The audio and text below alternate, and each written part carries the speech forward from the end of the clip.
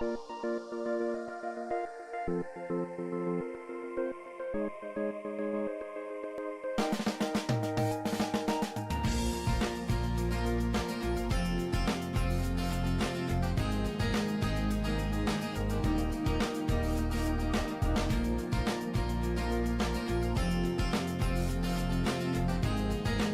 afternoon, everybody. My name is Anthony Kazazis, and I am the director of the NYC Real Estate Expo, as well as the NYC Network Group. And today I would like to welcome you all to the Real Estate Capital Markets Main Street is on Fire webinar. Main Street investors have been flooding the real estate investment opportunities in the recent years. In this webinar, we'll sit down with sponsors, operators who have been immensely successful in raising money from high net worth investors and LPs. We'll discuss their perspectives on investors' appetites, motivation, and keys to success in raising money from the LPs. We'll also talk about weighing the options as it pertains to the LPs/HNWI versus institutional investors. This webinar is co-sponsored by WeLend and Garasi LLP. WeLend is a private money lender focused on servicing real estate investors by providing quick and low capital on their investment properties. WeLend's approach to lending is centered around the investor, therefore allowing the investor to focus more on their investments and less on their loan process. WeLend was founded by a group of real estate investors whose emphasis was on acquiring and improving distressed properties. So whether or not you are an experienced real estate investor, WeLend's team has the qualifications to exceed expectations and can assist in the expansion of the real estate portfolio, your real estate portfolio. Garasi LLP is the national largest law firm focused on servicing the private lending industry. Garasi is fully vertical integrated to serve the private lending business, from closing documents, national compliance, security expertise to foreclosure, litigation, and bankruptcy. Kevin Kim leads Garasi Corporate and Security Division. They have created thousands of funds, syndications, and other capital vehicles for lenders, developers, and sponsors across the United States. Today we have our speakers: Kevin Kim, partner at Garasi LLP; Chris Hanson, principal at Hanson Capital Group; Tony Ngolia, chief strategy officer at Socotra Capital; and unfortunately, Stephen Fleischer, chief executive officer from RMWC, unfortunately will not be able to make it today. Guys, let's start off with you, Tony. Just give us a little 1 minute breakdown, little bio, short bio on yourself and your company. Sure. I'm Tony Ngolia, partner, chief strategy officer here at Socotra Capital. Socotra Capital, we are a direct real estate bridge lender, hard money lender. We've been operating since 2008, closed just over 1,500 loans, just over $1 billion in loans funded. And we typically target business purpose loans that tend to have a lower loan to value. That tends to be our niche. Specifically, that's like small balance commercial type properties. Our portfolio average is typically around a 50% LTV. We close these loans primarily through 2 Reg D funds that we manage here internally. The first is the Socotra Fund, which also has a subsidiary REIT, which Garasi has been very instrumental in helping us get that up and running. That fund has about $200 million in capital. And then we have another Reg D fund we call the Socotra Opportunity Fund, which has just under $25 million in capital. All of it is balance sheet lending. We don't use any leverage. We often like to refer to it as quote unquote caveman capital because it's pretty simple and straightforward. So we also service about 50 million in separately managed accounts, kind of sidecar, loans. But those loans are typically, ones where they present some type of concentration issue within our fund. So that's kind of our operation and kind of me in a nutshell. Thank you, Tony. Chris? Yeah, thanks, Anthony, for having me today. So Hanson Capital Group is a firm that encompasses 3 different lines of business: development of apartments and industrial space, bridge lending and debt lending through mortgage banking operations, and then value add portfolios. So we have funds around all three of those activities. We've been doing hard money lending or private lending since 2008. We operate in California, Arizona, Texas, Colorado, Florida, a few other states around the Sunshine Belt. About 150 million in assets under management. And we focus more on short-term fix and flip or commercial stuff, catering mostly to the residential space, residential home flippers. A lot of institutional experience over the years, but predominantly kind of that consumer or small operator focused banker. We do everything from, $50,000 stuff up to, in excess of 10 million through some agency relationships, kind of everything in between. Great. Thank you, Chris. And our moderator, Kevin. All right. Well, Anthony gave me that wonderful No. intro earlier, so thank you very much for that. But yeah, hi everyone. My name is Kevin Kim. My area of expertise is corporate securities. I've been doing this about 10 years now. My team and I have formed funds across the country, both in real estate finance like Socotra, but also for developers and builders. And then we also do alternative type investment vehicles for hedge funds and stuff like that. We focus in the middle market. We've been very lucky enough to build a very strong presence in the private lending industry. So we're definitely focused on that. We've been lucky enough also to work with sponsors such as Tony and Chris over the years and see them grow and be successful. And so we really wanted to have this podcast, webinar. Unfortunately, Stephen couldn't make it today because of a personal issue, and we wanted to have the whole country represented, but unfortunately he couldn't make it because of personal needs. But today's webinar will be very focused on capital raising and open discussion about that. So looking forward to having it. Great. Thank you, Kevin. Before we get started, please, at the end, probably about maybe 10 minutes before it ends, we will answer any questions that you may have. Please put them into Q&A. And in case we can't answer them all, I will copy them and I will send them to everybody.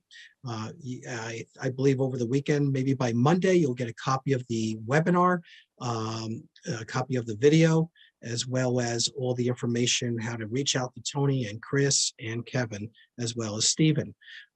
Without further ado, ladies and gentlemen, Kevin Kim. Thank you very much, Anthony. All right, guys, let's get started. So we're going to have a very good time with this. The market right now, the whole title of this webinar was "The Market is Definitely on Fire" from a capital standpoint. And you kind of introduce yourselves and your companies of what you guys are doing. But from a capital raising standpoint, just confirming, both of you are focused on raising money from high net worth investors, correct? Correct. Accredited investors. Okay.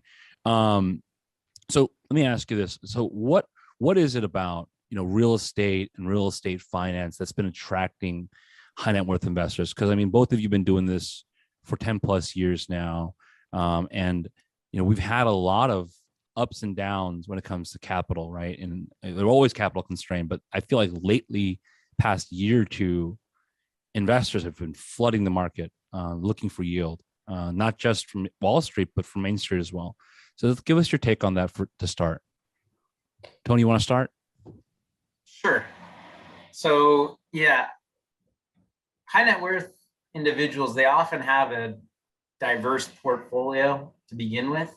And, our asset class of real estate finance, it tends to offer a little bit of a different flavor of, an asset class that they don't traditionally have exposure to. So it's a variation of real estate, but with some downside protection.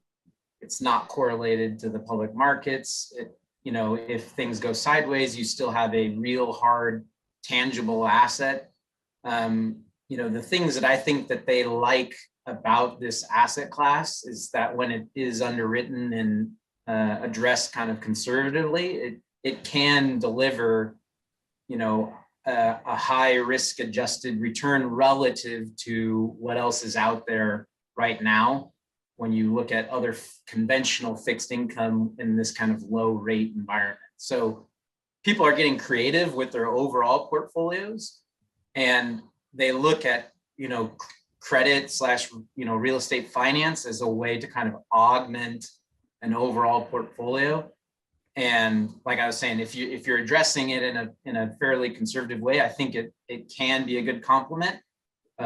So I just always advise high net worth individuals, do your sponsor homework, keep those same principles that you have with the rest of your portfolio, be diversified, be diligent. But I think it has been a growing asset class for high net worth individuals in general. Chris, because you're on both sides, right? You're working Yeah. on equities and on debt. So Yeah, I love that question and agree with a lot of what Tony said there. We spin it a little bit differently. When I started lending and started taking outside money to lend in 2009, it was a totally different environment. We had a fund put together that we were lending out at 18% note rates to the borrower, and we were paying the our good old equity as days. well. Yeah. The good old days, right? Yeah. Fees and big rates. And at the time, coming out of the recession, we were lending. We were always LTV constrained and conservative because we were real estate investors primarily before we were bankers. So the banking has just been such a great auxiliary product to us as a place to store capital. We consider it like a high yield savings account. Right. And now with the help of your firm and getting the REIT structure integrated into that to get the 20% tax benefit, it's just one of those things where we take an approach to, how people manage money from a conventional standpoint of stocks and bonds and risk allocation and things like that. We really view lending as kind of our bonds. It's just a really high yield bond because, we've got, I don't know, probably 150 loans on the books today.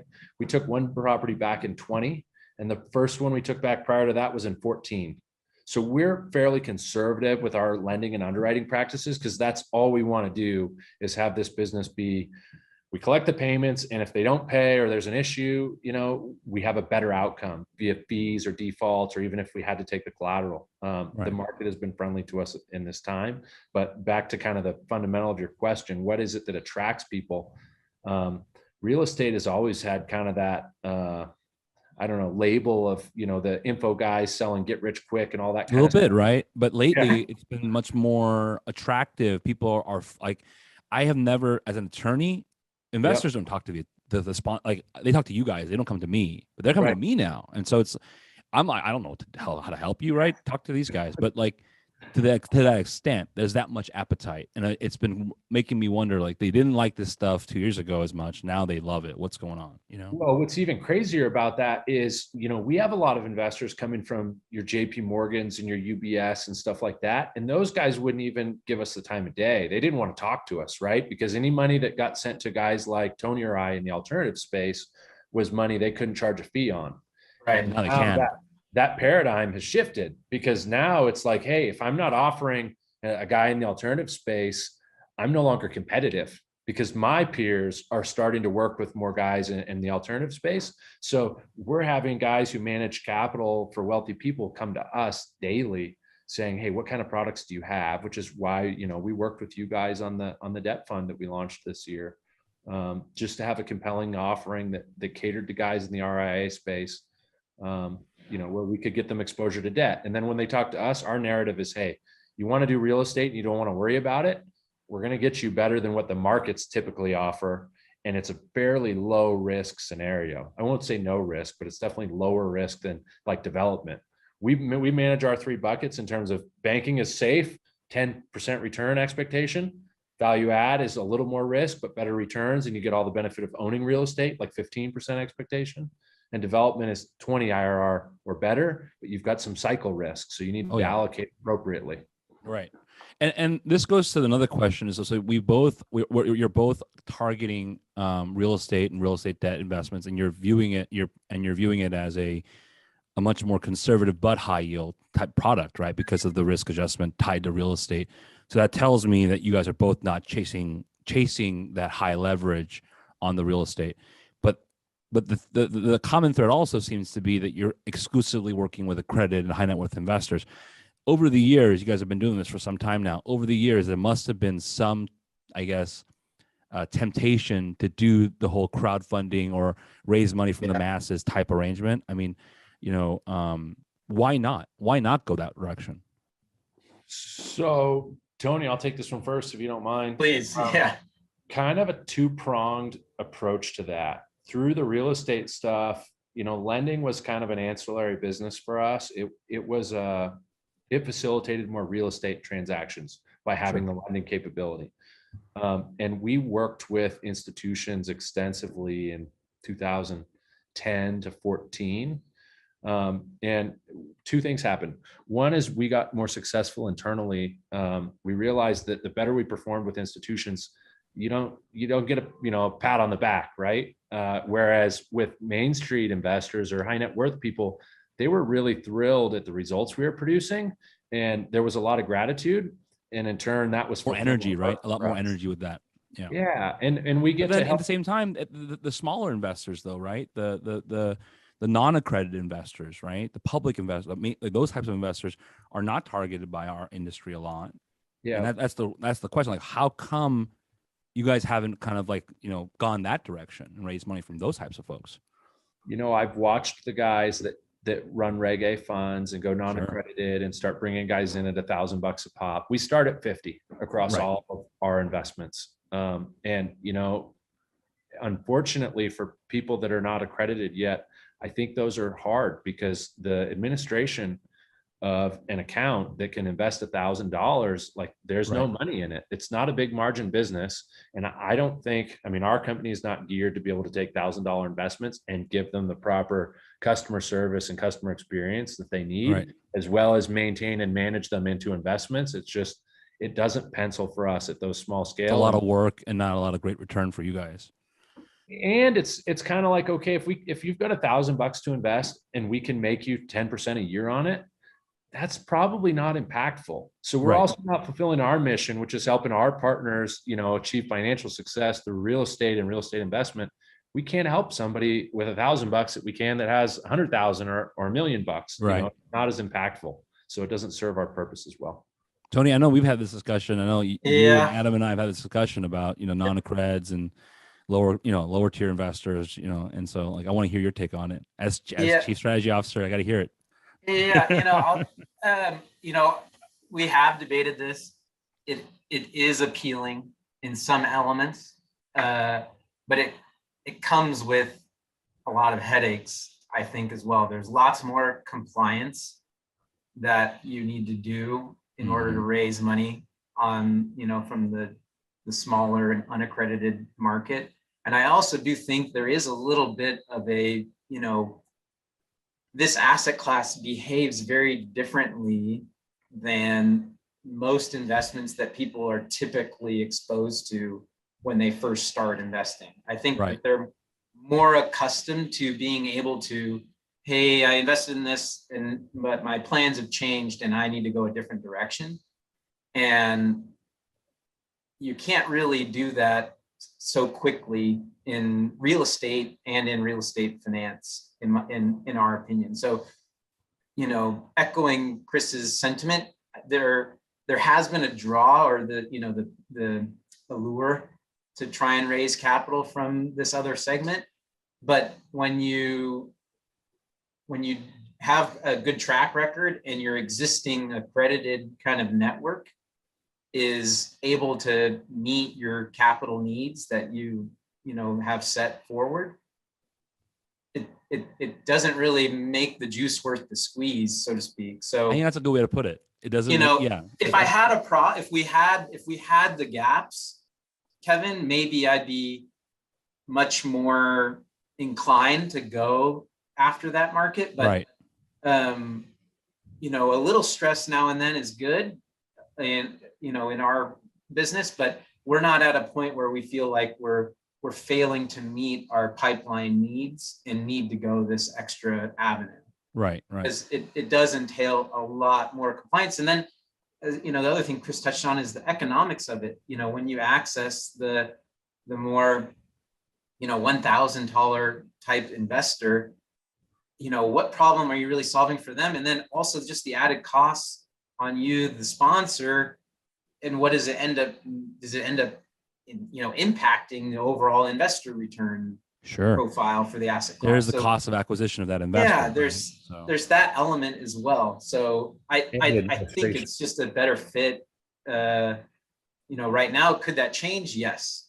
Yeah, I'm not nixing, crowdfunding. I'm not speaking ill of it. I think it's the right fit for the right company if they have the capabilities and back office and the tools to do it. I've seen some great success in companies that pursue crowdfunding or do a public option or something like that. And lately, you're starting to see companies eventually go public and stuff like that. It's doable. It's just exactly. I think that you guys hit the nail. Maybe the juice is just not worth the squeeze. But another thing that we tell our clients is that especially when you're operating in real estate, it's the transaction size that kind of stops you, right? Because you can't do much with a $5,000 ticket investor. It's really tough. You need a lot of those to fund even even one deal.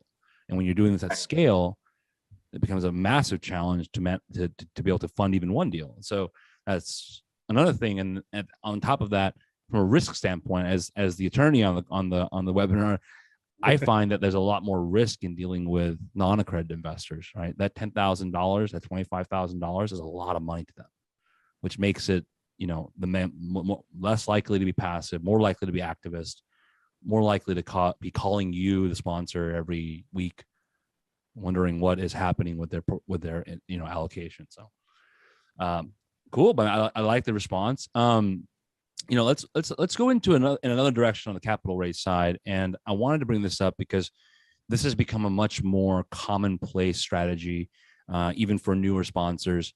Is the gatekeepers of the world when it comes to the high net worth investors, right? The registered investment advisors, the broker dealers, the wealth management companies. Do you currently work with them in raising money? And what are your thoughts on working with them for our listeners who are thinking of trying to market to them or work with them? Cool. Yeah. Yes, we do work with a number of RIAs presently, and a couple of multifamily office type advisory firms. I like, frankly, working with that kind of professional side of the business, mostly because they have a clearer picture of the investor's overall portfolio. I always tell people I'm an investment manager of just this one asset class. I don't know what your overall portfolio looks like, what your liquidity needs are, what your financial planning picture looks like. So the RIA/advisory firms, they do a much better job of selecting who within their clientele is a good fit for this asset class and what's the appropriate bite size to start with. So I encourage and appreciate working with that professional side. Broker dealers, we have not worked with very many. We don't have any listing, selling agreements or anything like that. My read so far has been that the fee structures are a little bit different between an RIA and a broker dealer, and it tends to just, I think, holistically it's not as conducive to our asset class on the broker dealer side, mostly because they're more of a transaction fee type schedule, whereas the RIA is more of a portfolio, holistic, what's of the appropriate liquidity, returns. It's a bigger picture type of fee structure that I think tends to be a better fit for our asset class. So I don't know if your experience has been the same, Chris. No, it's funny, Tony. I echo just about everything. Again, we work with the same types of groups on the RIA side and kind of shared family office. And I'll say some of these kind of more leading edge wealth managers that focus on finding sponsors and more creative ways to invest outside of the traditional stuff as a component of their practice. They do all the traditional wealth management. Right. It's kind of like the accredited versus non-accredited. One of our, core values is creating wealth for our investors. And just like I can't make the economics work to help a guy with $1,000, it's really hard for me to go to a broker dealer and pay a 3, 5, 7% commission on capital contributed and do the customer a good service, right? It's just, that's cost prohibitive for a business that operates on low margins. We're usually somewhere below 2% arbitrage between the cost of capital we're paying to our limited partners and what we're collecting on a note rate. So we don't have 5% commission to pay on raised. And usually those guys want it paid out of our side, not the client side, which we understand. We also insist on transparency. If there's a fee that's being paid at all, we want it upfront and disclosed on paperwork between the, you know, investor and ourselves and whoever the intermediary might be. And we've just had a lot of success with those guys that manage wealth and get it and understand that real estate needs to be a component for their clients. And we love working with those guys because they do a lot of the sale for us. They understand our product. They understand our fund. They understand our docs. They can refer a client. A lot of those guys invest themselves, like partners at multifamily offices will invest. They'll see how it works. And then they start sending guys. And then we're not doing much. So it all comes down to that efficiency and, you know, the fundamental economics of the business. So when we can get that ongoing referral relationship set up, it's really easy. You know, our counsel internally works with, you know, Tay a lot at your firm, and we've cut down 90% of the coming back to you guys because he can just manage that directly with those groups, you know, which is that's another question that comes with this, right? So a lot of folks, it's kind of a black box to new sponsors, right? Like, oh, we want to work with RIAs. Yeah. But how do we get our foot in the door, right? And there's a lot of, every group is kind of different, right? You got some folks that say, well, you got to be on the Fidelity, Schwab, TD, whatever platform. You have to. We can't allocate to you if you're not, right? That's one subset of the advisory groups out there. And then there's other groups that say we don't care, we're fee-based, we're independent, we don't need you to be on the platform. So, like, have you guys had to navigate those headaches? And, you know, is there a particular size that you need to be able to sit right with those guys? So we've had cursory conversations with those guys a few times, and we hear the numbers that get thrown around if you're on those platforms. We haven't gone down the path, kind of like as Tony alluded to, we haven't been capital constrained. Sure.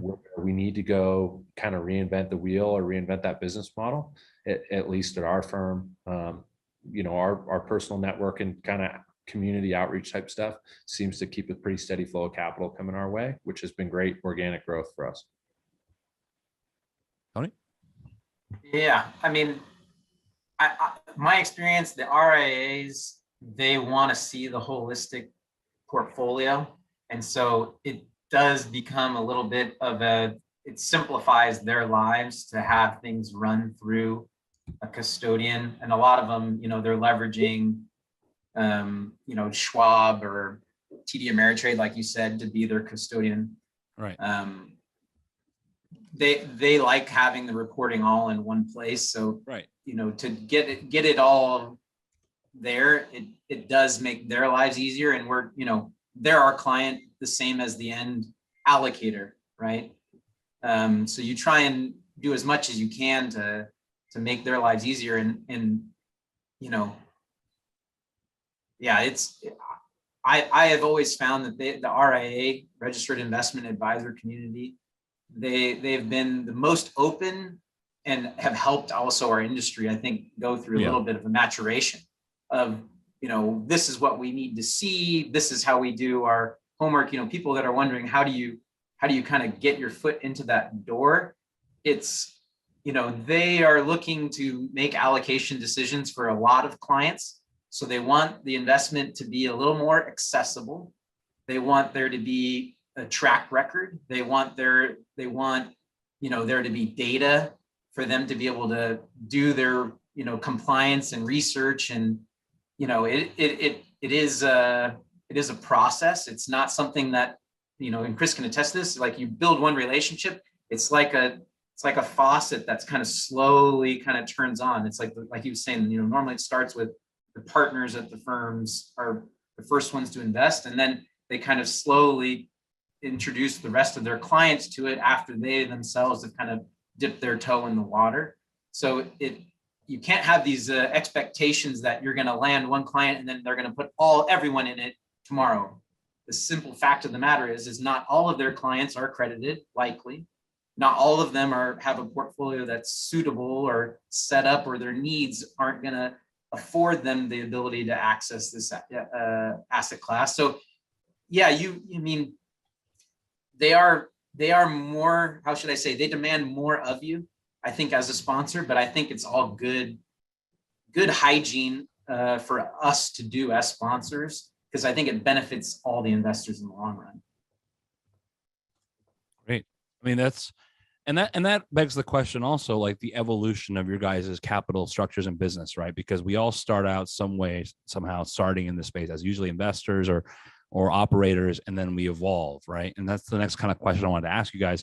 Tell us a little bit about, your guys' evolution in raising capital. Like, what made you choose to go the route of fund? A lot of sponsors still go direct. They still syndicate. And in lending, it's a little more conducive, right? But today there's a lot of opportunities to correspond and stuff like that. So what made you choose the direction of pooling assets and setting up a fund for raising money? I'll hit this one. Please, yeah. So we operate in, I think there's three kind of areas. One, we've got individual deals. We'll still fund an individual loan with an individual investor. Mm-hmm. I know we have over 80 loans in that capacity right now. And before we launched the fund, because we shut our debt fund down in 14 and relaunched it in 21, mm-hmm. the economics are better for not only the sponsor, but definitely the limited partner by adding the warehouse and the leverage to the fund. And then just the business process of getting a borrower and getting him to agree to terms, and then getting an investor and getting that to line up, and all that back and forth versus just here's the box we can lend in via the fund. The economics of running the business from a fund is just night and day better. And with the leverage and the QBI benefit, it's better for the LPs on the investment side as well. It also becomes truly passive. They don't have to worry about this collateral or that. We've found a lot of our investors are more sophisticated, either from being within the real estate community, construction community, or even on the advisor side. And as much as they'd like to think looking at each individual deal is keeping them safer somehow, the diversified pool of a fund really has some advantages, and not to mention it's totally passive. So we still do that. And then, we'll syndicate things, but that's more on the real estate side. But you guys set up our real estate funds as well. We really like the syndication model, but a fund is more efficient for us. Mm-hmm. So we could set up, a registered offering once, and then we can do a whole bunch of transactions in it with all the protections for the sponsor of a PPM that we wouldn't do on a syndication, where we might operate on a founder's exemption or something like that. So we kind of play in all the areas depending on what's most price efficient, both for ourselves and our partners, because I don't want to load up partners with all the fees, that come with all the legal compliance when we can set up one fund and then we operate under that, Right. And there's that efficiency that comes with it. Tony, how about yourself? Yeah. I mean, Chris's comment about, the industry is competitive. Like we're all trying to compete on deal flow, and the lender that moves quickest and gets terms agreed upon and can perform, they are often going to be the one that wins the loan. And that rings true for real estate too, right? I mean, that's not just for. I mean, not just on the debt side, it's the same thing. Like you're saying on the equity side, those who act fast and with purpose and plan, like, Chris alluded to, know their box, they are going to be able to have more conviction and be able to close the deal. So I think that speed of operation execution is very critical for our industry. But then kind of like taking the investor's point of view, what draws people to this asset class is preservation of principal, and then the income stream. And when you're doing things deal by deal, I'm going back to my early days when I did my first few deals, similar point structure that Chris alluded to back in 08, 09. They're great when they're paying and they're on, and then they pay off. and then you've got all this dead cash, and now you're hunting for the next deal. Making someone that more passive, and also not ever giving off the appearance that you're playing favorites, like, oh, this deal paid off, and then I've got this new one, and only so many space for this many people. Right.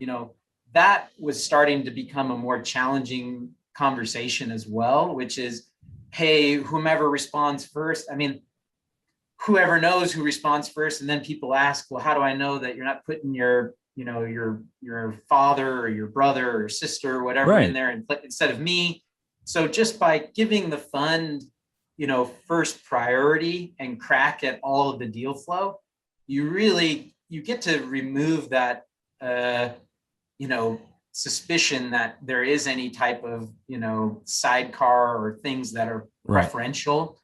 And it feeds into the execution comment that Chris and I were talking about. The fund is most efficient at closing.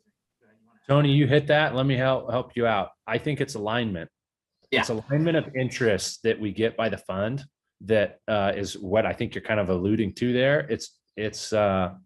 We used to get those questions. We don't get it anymore, but I mean, it's just, I think it comes down to simply, do you want to pick at each loan and see what's there? Because what you see is what's left that our fund didn't take, first off. And second, if it's going in the fund, do you, Mr. Professional or executive, do you want to be an underwriter and understand how to make lending decisions? Or do you want to use a guy who's done north of $1 billion of transactions and does this every day? I mean, you can either be my partner and I'll manage the loans, or you can pick. I mean, people have their choices, because we have very smart guys with lots of money that insist on, I'll never do a fund, I want to do it myself. And just the economics of what we do with the fund, not to mention no work for them, just run circles around it. I mean, we're open to either way, but those guys who have millions into our deals they're not saying, hey, are you cherry picking this stuff? Because we just tell everybody the fund's going to have highest priority. That's the easiest way to do business. As it should. Right. And I'm sure you're the same. Like, we're all partners, we've all got our own dough tied up in it. Yeah. So rightfully so, we want the fund to have first, right? Selfishly for ourselves. And it is that alignment comment that you said, right? It's aligning our interests.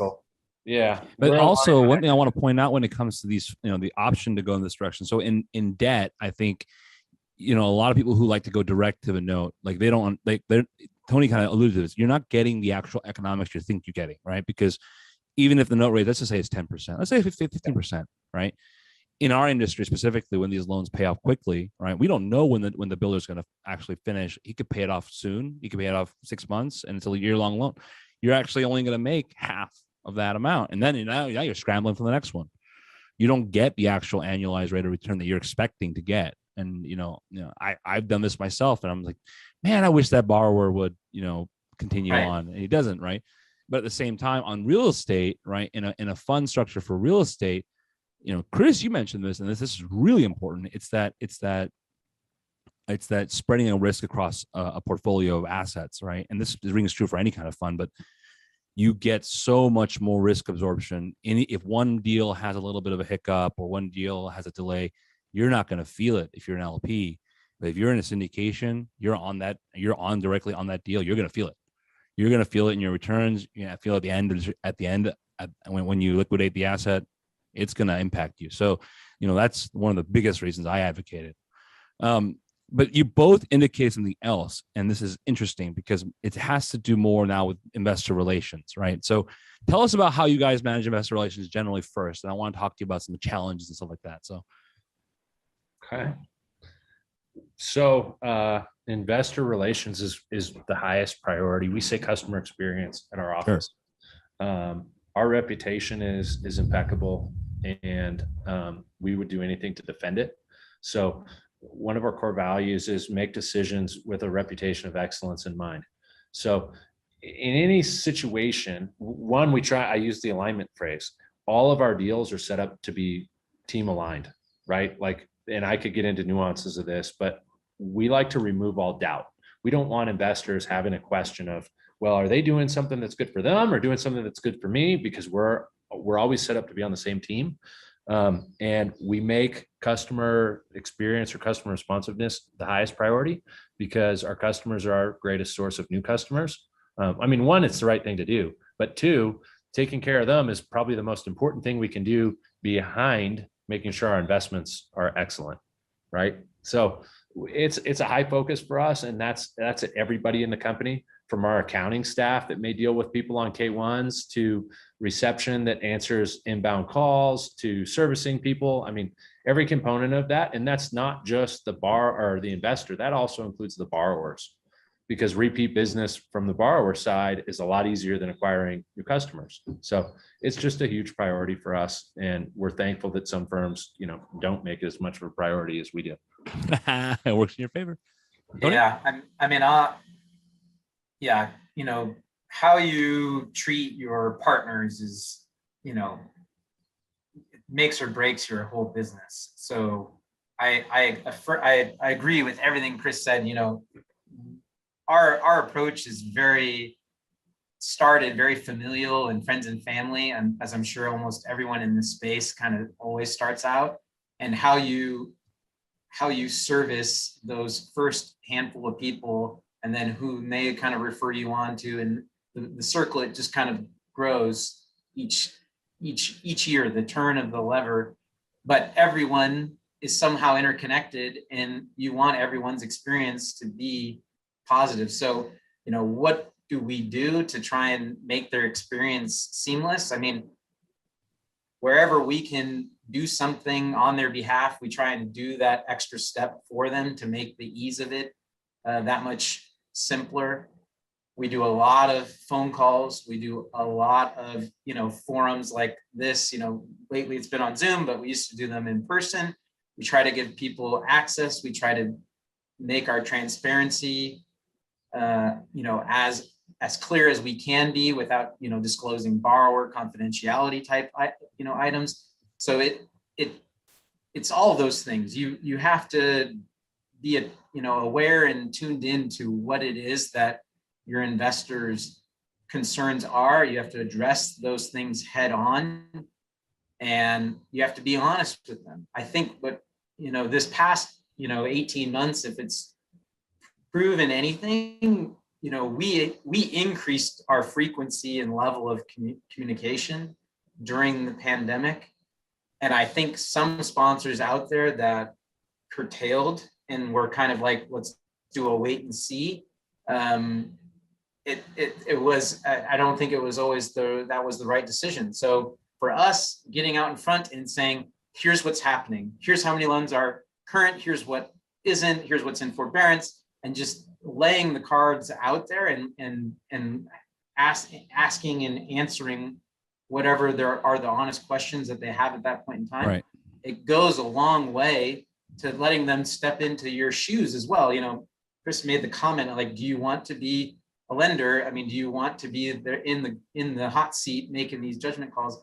I have a feeling a lot of folks, when they kind of sit back and survey the information that we have, when we're making these decisions, they're not always easy. They are challenging. So you do what you think is always in the fund's best interest, and then you take the next step to move forward. And I want to bring the question kind of full circle on you are both managing several, lots and lots of investors. Like, we're talking, I think as a coach, you're in the hundreds. Chris, you're 100 plus. Like, it's a lot of people, right? It's a lot of people, and what are some of the challenges you guys have, run through, and having to, make sure you focus on that type of priority on investor relations? What are some challenges and some solutions you guys have come up with? I'll start with, because I was thinking as I answered your question, I didn't answer. You asked for strategies on investor relations, and one that I think has been instrumental for us has been the complete lack of pressure. Like, there's never been a deal where we need money. We're here. We're going to be doing this for the next 20 years. We've been doing it for 13, probably a lot longer than that. We don't ever push for money, and we also don't ever push for big money. We start at 50, and that's the strategy that I think has been so instrumental for us, because a lot of people, especially ultra high net worth, will say 50,000. Like, it's almost like, well, that's not exclusive if I can start with 50. right? And I can't tell you how many of our 7-figure relationships started with 50, maybe 100. And anybody who's ever given us 50 or 100 has always come back and given us a lot more. I mean, we never had people start at 50 and that's where they cap out. And just our willingness to engage on what it is we do and why we're here to do it and how that's a benefit to our customer, regardless of the dollars involved. Now, caveat being it's got to be 50,000 or more, but that's really just the fact that I can't make impactful difference for an investor with much less than that. Sure. And I think that's been a strategy that's been super helpful for us over the years. Yeah, I would echo, Chris's comment. Our minimums are even lower. It's funny to say that we're 25,000, and we get the same response. It's almost laughed off sometimes. People go through a phase. Everyone's initial investment amount, it's going to be what they feel is appropriate for them. But most folks, as you build rapport and you build that kind of trust relationship, they do exactly what Chris is saying. They get comfortable with you. What started with one number is likely followed up with, follow-on investments, and then referrals, and then how you communicate to those network of referrals. The first person is going to judge you on that as well. So it's just always being, we call it loyal to the absent, right? So even if someone isn't there to hear the conversation, you have to just imagine everyone is in the room and they're all hearing what you're saying to this one individual. On that note, for the absent, we do a monthly Zoom call like this with our investors so we can have Q&A and kind of have a community vibe. We record that and then we distribute it to all the investors. So if they're unable to attend, they're welcome to shoot us a question that we can answer.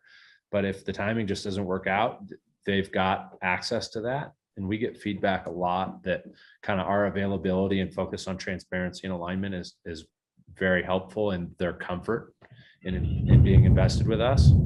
That's so important. Having that level of not just transparency, because you can achieve transparency through reporting. There's that level of human connection that I think high net worth investors kind of crave, because you go to a correlated investment, you're not going to talk to anybody. You're not going to hear a human story. But also there's a level of, hey, these guys are taking care of me and they're thinking about me. And that's important, right? And I think that's one thing that people forget when it comes to raising capital in our space, is there's that human element, right? And of course, commend you guys on doing that frequent level of communication. One of the biggest common failures we saw in the last recession, when everything hit the fan in 2008, you would not believe the number of sponsors that just dug their head in the sand and said, all right, well, we got to figure this out, and didn't get in front of their investors. And I mean, lo and behold, those are the ones that really had a lot of problems and lost a lot of money for those investors. So it's so important, even in good times and bad times. And I want to ask this last question because this has been on my mind, and I think Tony, you and I talked about this at length. Private lending, and in general, I think real estate too, suffering from this problem. Well, not problem. It's not a problem. It's a good thing. The level of attention from Wall Street, it is insane, right? And the topic of this webinar is that Main Street is on fire, and we talked about that, how successful you guys have been and what you guys have done to achieve that success. But on the flip side, there's this massive temptation for any sponsor, whether you're a builder, whether you invest in real estate, whether you're a lender, to now transact with Wall Street, right? There is just so much opportunity to do so. Their proxies and aggregators are everywhere. On the side of real estate, on the builder side, I think like Blackstone just bought a whole city in Texas. So like it's crazy right now what is going on in real estate in general. What are you guys doing? I know you. Okay, first of all, I know you guys aren't really deep embedded with those types of opportunities. Why not? And what's keeping you from jumping into that kind of like trend, I guess you can say?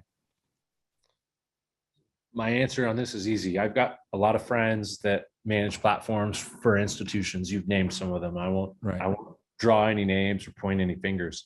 They make a lot of money and they work for Wall Street and they're not happy. Right. I've been lucky enough to be in real estate for a period that's been very lucrative. I don't have to do anything I don't want to. And I come back to that fulfillment in helping people I know make money that's material to them. And I know my friends don't get that. The allure is there sometimes. I mean, we talk to big institutions on our development stuff, you know, because the projects we build are $30-40 million communities and they want to do, you know, 6 a year. That's $250 million. We'll do that and engage with institutions in that capacity. But you have to retain control, right? Well, it depends. I mean, that's, you know, we have counsel internally that can negotiate with those guys all day long, and it's business. That's a B2B transaction that makes money. It's lucrative. We'll do it. But as our companies have matured, our purpose is really about helping our partners create wealth. And that's why we're going to stick with that retail high net worth guy. You know, our first investor was a 50K investor in 2009, first external guy. I created that guy, you know, well into the millionaire status from deals that I did. He was completely passive on. And that's actually a metric we count, the millionaires we create. I know it sounds a little goofy, but that's fulfilling work. Making money for Wall Street, which we've done a lot of work with institutions. There's not even a high five. It's like, great, you made 50% a year. Well, why not 60? Goes back to that human element, right? And there's that fulfillment that comes from that human element of working retail, working on Main Street. But I mean, the ease, right? I mean, especially, I mean, I'm more in tune with the debt market. I mean, the ease, right? I mean, Tony, you guys get pitched by every aggregator every single day, I'm sure, right? I mean, come on, like, how do you say no? Yeah, you know, they always say, hey, just focus on originating. Don't worry about the capital raise. Let us, you know, handle that. What it goes back to actually Chris's comment earlier about, you know, they ultimately end up wanting to even tell you what it is that you should be making loans on or what projects you should be investing in some cases. And we start to lose our control of what we think is the right thing for our investors. And it's like someone putting an undue kind of pressure on the scale that it distorts our judgment, right? We don't want to be beholden to anyone. We want to look at the market. We've got our own, and we've got our own capital that we would then have to figure out what we want to do with it. And friends and family, if we turn the thing off, you're also, to Chris's comment, now you're cashing everybody out, and they're sitting around doing, what do I do with this money? Right. I mean, back to the human element, right? But creates another problem it's interesting altogether. because you have a new master in that context, and that master has a different type of priority. Because at the end of the day, we are servants to our investors, right? And from that context, but you're trying to do the right thing for them as individuals, as people, right? That human element. But then there's the lure of Wall Street, where all they want you to do is, originate. But that also begs the question: does that force a race to the bottom, right? Because you're going to have to compete, right? And you guys are both conservative lenders, and so it's a Kevin, sword. No one wants to do the grunt blocking, tackling, follow up. They all just want to have their money deployed and get the return, and they don't understand the time, the effort that goes into prospecting, negotiating, engaging, underwriting, funding, collecting. I mean, it's a process that I think is more suitable, or I find that the high net worth crowd understands it better, because you get to have this kind of more conversation type approach with them on it. Whereas with the institutional type asset class, it's here's what we want, and they're almost dictating to you. And we're saying, well, what you want, I don't even think is available in the capacity that you're asking for. Like you don't see the market on the granular level like we do. And they often think they know better than what, I'm not going to tell Chris what are probably the best deals in his, local market, and he wouldn't say the same thing to me. Everyone is so niche oriented in these industries that you kind of have to let the person on the ground be the one making the decisions. And institutions tend to be way more prescriptive, and Right. as an LP than I've ever had to address with high net worth individuals. Fair enough. All right. I think that's all the time we have for the webinar. There are probably some questions. Anthony, do you want to chime in with some questions we've gotten from the audience or from other people? Right. Just like Ron said, great presentation, guys. Really. Thanks, Ron. I think you said you had a little networking group of investors and you guys get together or something. We would love to promote that for you guys if you wanted us to do that. Okay. Yeah, we've got a community that we put together via an email list. Nice. And Fantastic. And you'll have an opportunity to send out that information. There's quite a few that did registered, and you'll have the opportunity to send that out to everyone. Chris, what do you see as the greatest opportunity within real estate and real estate finance spaces right now? So, good question, Anthony. I think the kind of convergence of this, and it's been a topic we kind of discussed today, the convergence of the conventional asset management and wealth planning groups opening up to the alternative investment asset class, both real estate via private funds, which is partly spurred by we can register and market to the public.